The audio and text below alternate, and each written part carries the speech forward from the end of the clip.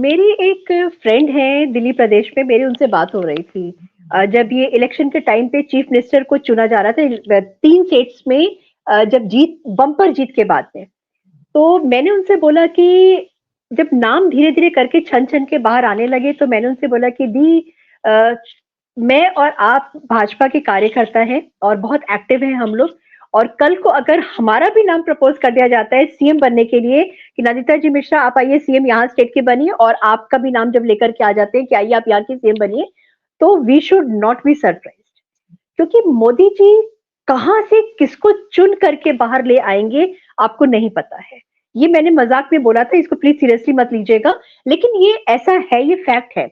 योगी का नाम किसने सुना था? योगी आदित्यनाथ का नाम किसने सुना था जब यूपी के चीफ मिनिस्टर के लिए उनका नाम प्रपोज किया गया और वो चीफ मिनिस्टर बने? उसी तरीके से छत्तीसगढ़ में विष्णु देव साई का नाम किसने सुना था?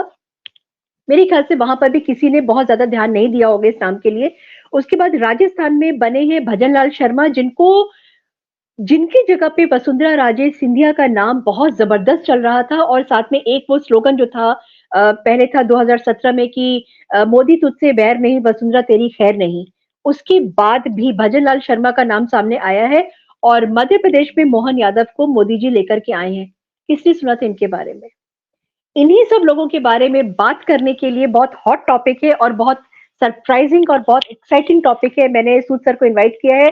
नमस्कार सूद सर, आपका बहुत बहुत स्वागत है।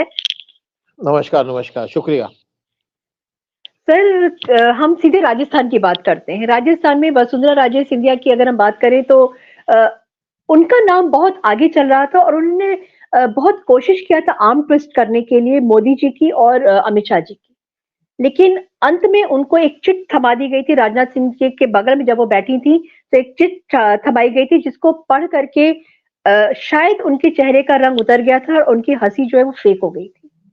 वो क्या चिट थी, और वसुंधरा राजे को जो हटाया गया है, क्यों हटाया गया है, इसके बारे में आप क्या सोचते हैं, क्या बताएंगे आप? देखो, जहां तक चिट की बात है, चिट में लिखा था भजनलाल शर्मा का नाम कि चीफ मिनिस्टर, और राजनाथ सिंह बहुत क्लोज थे वसुंधरा राजे के, इसीलिए उनको भेजा गया था, और अच्छा। इसीलिए उनके चेहरे का रंग उतर गया, क्योंकि उनको उम्मीद थी कि उनको चीफ मिनिस्टर बनाएंगे। देखिए क्या था, जब 2018 का इलेक्शन हुआ था राजस्थान में, तो बीजेपी का कोई नेगेटिव इम्पैक्ट नहीं था, लेकिन बीजेपी हार गई।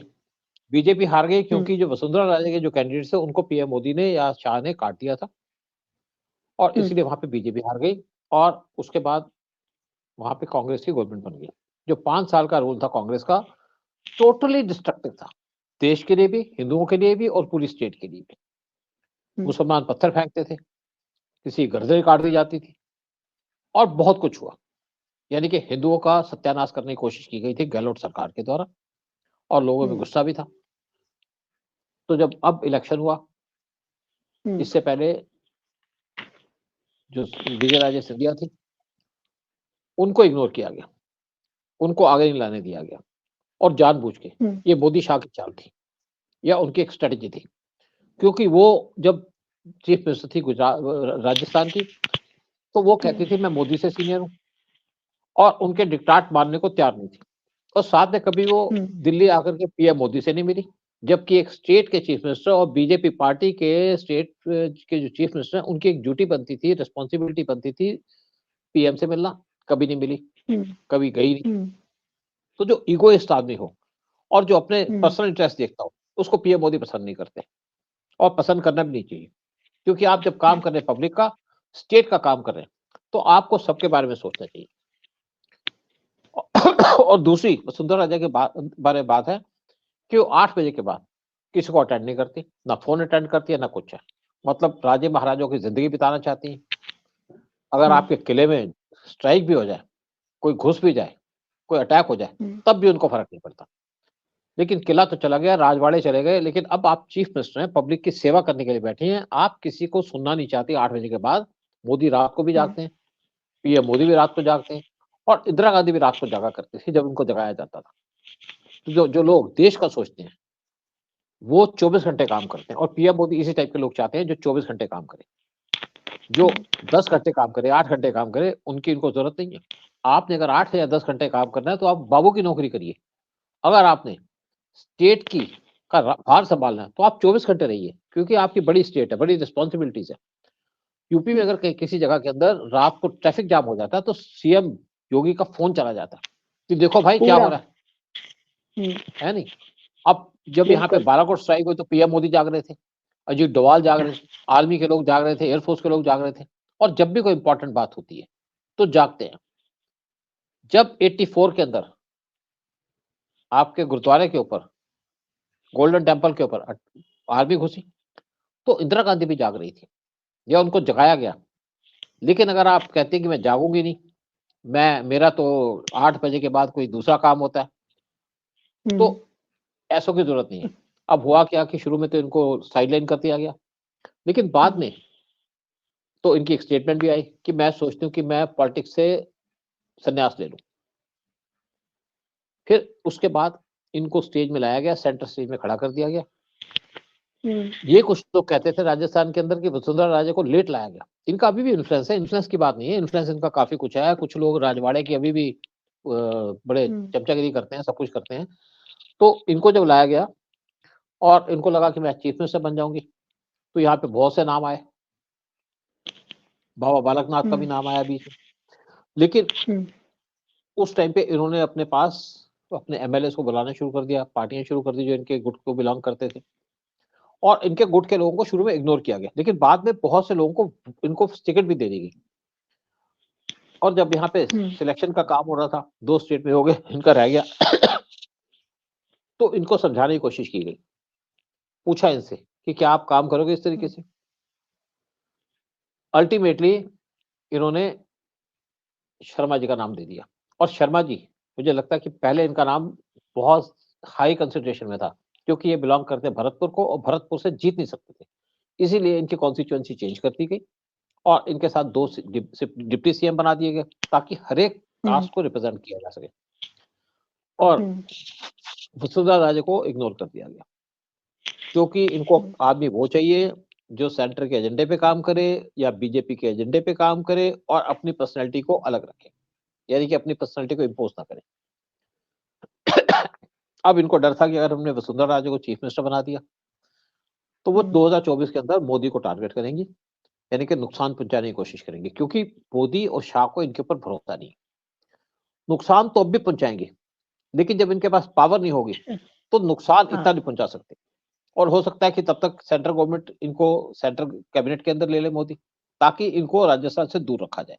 अगर ये राजस्थान में रहेंगे तो गवर्नमेंट को नुकसान पहुंचाएगी, और अगर ये सेंटर में आ जाएंगे तो मोदी इनको सुपरवाइज कर सकते हैं, या इनके नीचे जो सेक्रेटरीज होंगे वो इनसे काम ले सकते हैं। वो नहीं काम लेंगे तो पीएम के पास से काम ले सकते हैं, पीएम को इन्फॉर्म कर सकते हैं। तो मुझे लगता है कि वसुंधरा राजे को सेंटर में लाया जाएगा, और लाना भी चाहिए, ताकि ये किसी भी तरीके से 2024 का इलेक्शन के ऊपर इम्पैक्ट ना कर सके, क्योंकि 2024 का इलेक्शन बड़ा इंपॉर्टेंट है हमारे लिए भी, कंट्री के लिए भी, मोदी के लिए भी, पूरे देश के लिए, और पूरे हिंदुओं के लिए और सनातनियों के लिए, और जो लोग इस देश से प्यार करते हैं उनके लिए भी।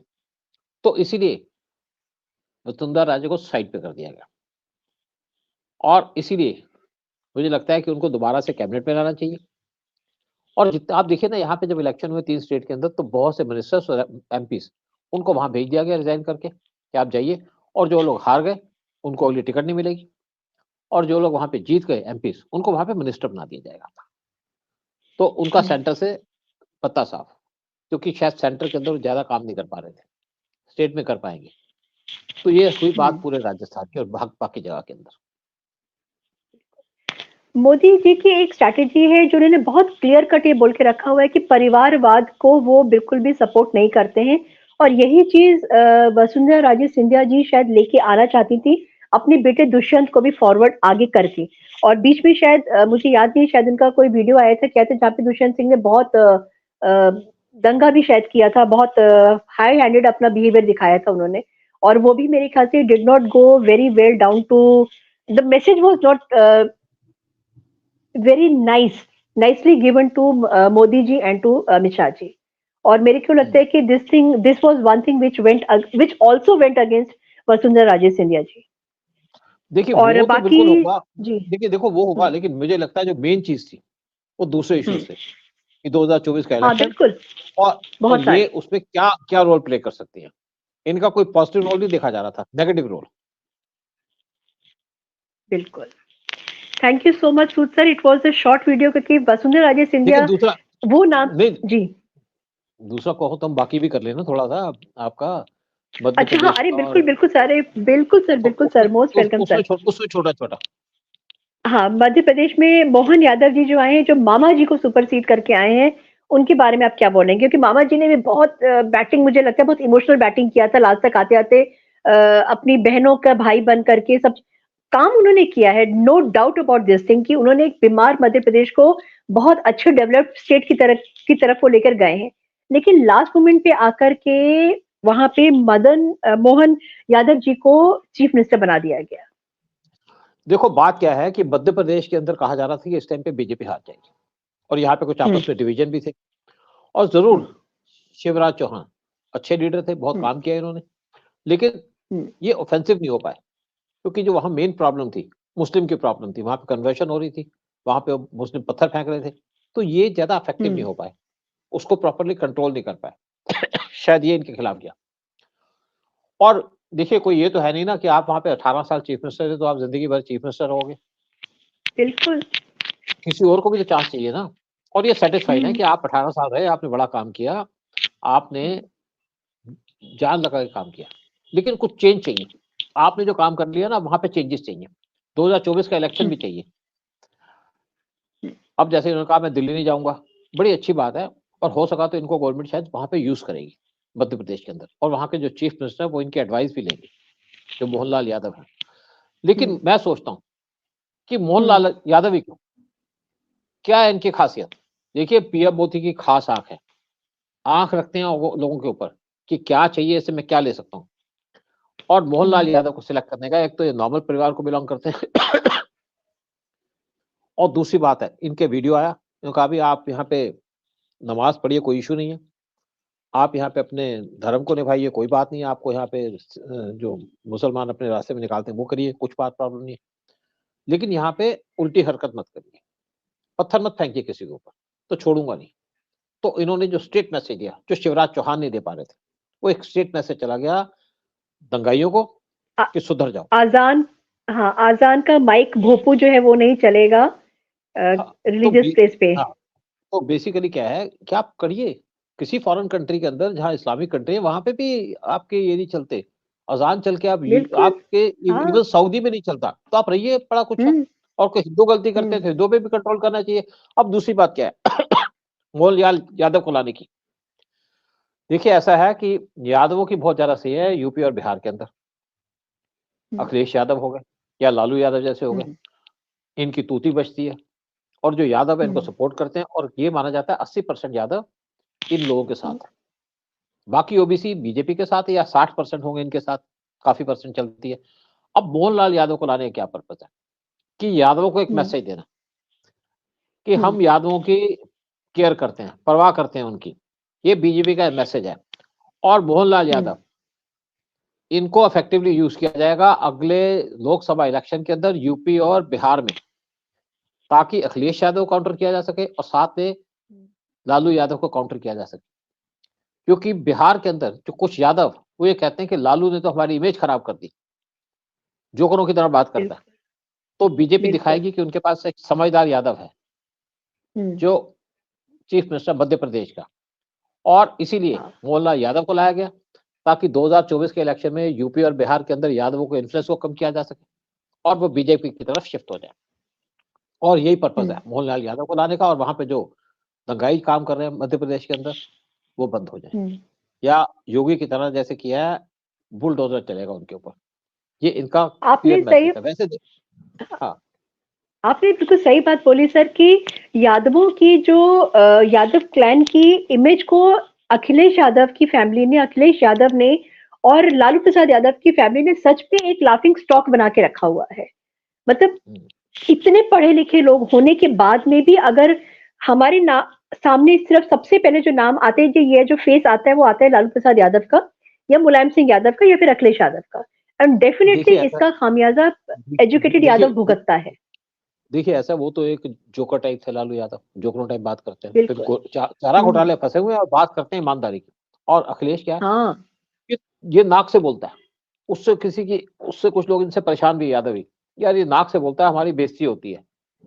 तो अब जो मोहनलाल यादव है, सेंसलेस बात भी इसकी करते हैं बात, सर, सेंसलेस बात भी करते हैं। हाँ, तो ये है। अब कौन सा रह गया हमारा? छत्तीसगढ़। अब छत्तीसगढ़ के विष्णु देव साई, ये भी एक बहुत बड़ा सरप्राइज पैकेज थे। जब इनका नाम डिक्लेयर हुआ तो मैंने तो गूगल निकाल के देखना शुरू कर दिया था कि ये है कौन एग्जैक्टली, इनको मोदी जी क्यों लेकर के आए हैं। देखो ऐसा था कि रमन सिंह जो इनके बीजेपी के चीफ मिनिस्टर थे, अच्छा नाम था इनका और अभी भी पक्के दावेदार थे, लेकिन पिछला इलेक्शन हार गए क्योंकि ये ग्रास रूट लेवल पे काम नहीं कर सके और मेन जो था वहां पे जो आदिवासी उनके फील्ड में काम नहीं कर सके, इसीलिए वो हार गए। और अब देखिए बीजेपी की, उनको बना दिया स्पीकर असेंबली का, रमन सिंह को चीफ मिनिस्टर को स्पीकर बना दिया और उसने एक्सेप्ट कर लिया। और ये जो आपके साहू साहब है, इन्होंने आदिवासी एरिया के अंदर बहुत काम किया और यहाँ पे बीजेपी को आदिवासी एरिया से बहुत सीटें भी मिली, बहुत वोटिंग मिली इनको। तो आदिवासियों को विन ओवर करने के लिए इनको लाया गया, क्योंकि एक तो उन्होंने काम किया और फ्यूचर में भी काम करेंगे। और साथ में वहां पे कन्वर्शन हो रही थी आदिवासियों के क्रिश्चियनिटी के अंदर, उसको रोका, उसके ऊपर काम किया, इसीलिए इनको लाया गया। और ये जो आदिवासी फैक्टर है, यही छत्तीसगढ़ में मेन काम किया बीजेपी को जिताने के अंदर, और इसीलिए साहू को वहां का चीफ मिनिस्टर बना दिया। जो काम करेगा उसको इनाम मिलेगा। बिल्कुल बिल्कुल। मोदी जी की वही कहते हैं ना कि वो जहाँ पे हम लोग सोच नहीं सकते वहां तक वो सोचते हैं और करके दिखाते हैं। ऐसा नहीं है, मतलब इस समय तो उन्होंने सबकी जबान पे जिसको कहते हैं ताला लगा के रख दिया था। जो ये सब चिल्ला रहे थे जातिवाद और आदिवासी और वनवासी, ये सब जो बकवास ये लोग कर रहे थे, बिल्कुल ऐसा ट्रम्प कार्ड खेला है कि सब लोग एकदम शांत हो गए हैं। अब इनको समझ भी नहीं आ रहा है कि हम जाए कहाँ पे और करें क्या हम लोग। Thank you so much Sood sir. इन तीनों स्टेट्स के बारे में भी फटाफट हम लोगों ने बात करनी, बिकॉज ये लास्ट मोमेंट में हम लोगों ने वीडियो करना डिसाइड किया था। और आपको हमारा ये वीडियो कैसा लगा जरूर बताइएगा। थैंक यू सो मच, धन्यवाद। जय हिंद, जय भारत। जय हिंद, जय भारत, नमस्कार।